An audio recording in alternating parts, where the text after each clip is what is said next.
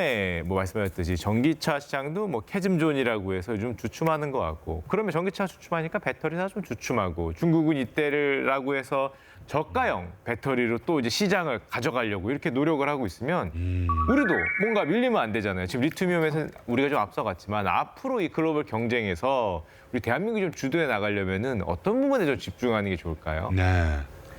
일단 고품질의 제품의 가격 경쟁력을 가지는 것이 매우 중요한데요.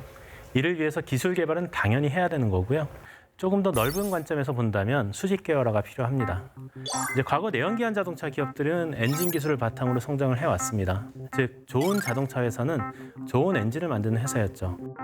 그런데 지금은 전기 자동차의 엔진, 즉 배터리를 만드는 회사와 자동차를 만드는 회사가 분리되어 있습니다. 자동차 회사가 핵심 기술을 가지고 있지 않은 거죠.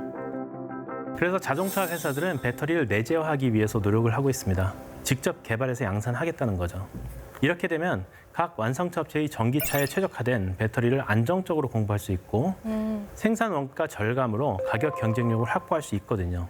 그래서 뭐 현대차, 토요타, 폭스바겐 등이 배터리 내재화에 앞서고 있는 그런 상황입니다. 하지만 반대 방향으로의 움직임도 있을 수 있어요.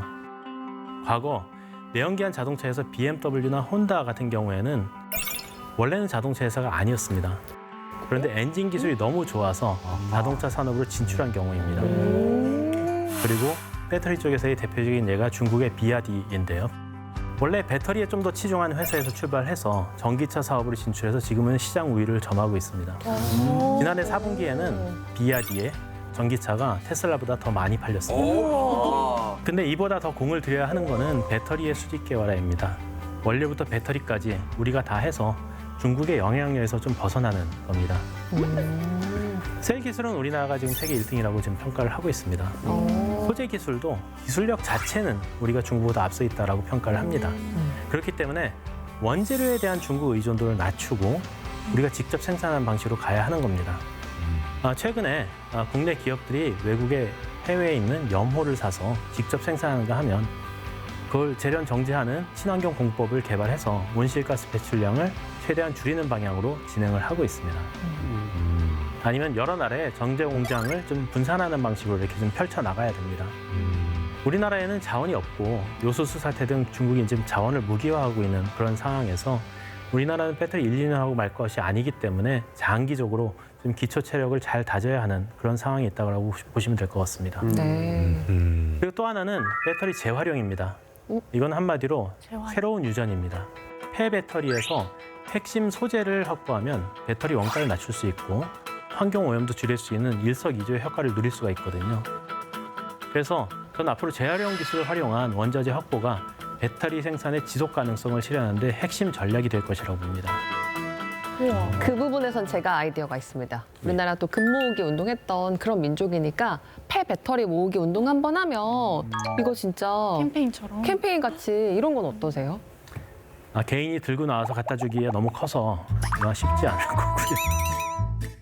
도와주실 수 있는 것 중에 하나가 집에서 이제 배터리 쓰고 소형 전지 네. 쓰레기통에 버리시지 말고 꼭 배터리 버리는데 갖다 버리시면 도움이 그거 됩니다. 재활용하고 있는 겁니까, 그거 진짜로? 지금 쓰레기 아파트에서 하고 있어요. 그러니까 뭐 하러 주면 그거 어디로? 도움 되긴 해요. 어딘가 가져가서 그 재활용하는 업체에서 다시 재활용을 하거나 혹은 폐기를 하더라도 환경오염이 안 되게 안 되게. 폐기하는 방향으로 합니다. 지금 그냥 쓰레기통에 집어넣으시면 매립지에 그냥 매립되거든요. 그럼 거기서 이제 안 좋은 것들이 흘러나오면서 환경을 오염시키거나 이렇게 될 수 있습니다. 근데 참 중국이 어떻게 보면 지금 중국이 시도하고 있는 수직 계열화나 우리가 조금 가져올 건 가져와서 이런 부분도 좀 하자고 하셨잖아요. 근데 국가적인 지원도 굉장히 중요한 거 아닌가요? 예, 뭐 사실 정부의 지원, 국가적인 지원도 역할, 그게 상당히 중요하다고 생각합니다.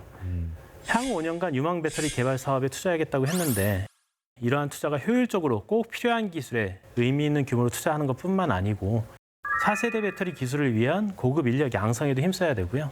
배터리와 관련된 정책적 부분, 그리고 이게 나라 간의 외교 문제도 또 있습니다. 그런 나라 간의 외교 문제에서도 해결할 의지를 갖고 적극 나설 필요가 있습니다. 배터리. 아이고. 반갑습니다, 홍석천 씨. 가겠습니다. 배터리. 제 나이가 되면 말이죠. 젊은 베르테르요? 배터리가 방전됩니다. 이제 끝난 거 아닌가 싶습니다만 이렇게 생각했는데 배터리 그리고 전기차 이제 시작인 것 같다라는 생각도 듭니다. 마지막으로 장기전이 될 배터리 경쟁에서 승기를 잡으려면 과연 어떤 노력을 해야 될지 알려주시기 바랍니다. 최근 몇 년간에 저희가 이제 좀 배터리 분야에서 선두를 치고 올라왔다고 해서 안주해서는 안 된다라고 생각을 합니다. 1991년에 소니가 세계 최초로 리튬이온 배터리 상용화에 성공을 했고 그리고 한 10년 동안은 세계 시장 점유율의 90% 이상을 가져갔습니다. 그런데 노트북 배터리 화재 발화 사건으로 인해서 리콜이 발생한 이후에 서서히 무너지기 시작했거든요. 또한 그들은 약간 미래 시장을 잘못 예측한 것 같기도 합니다.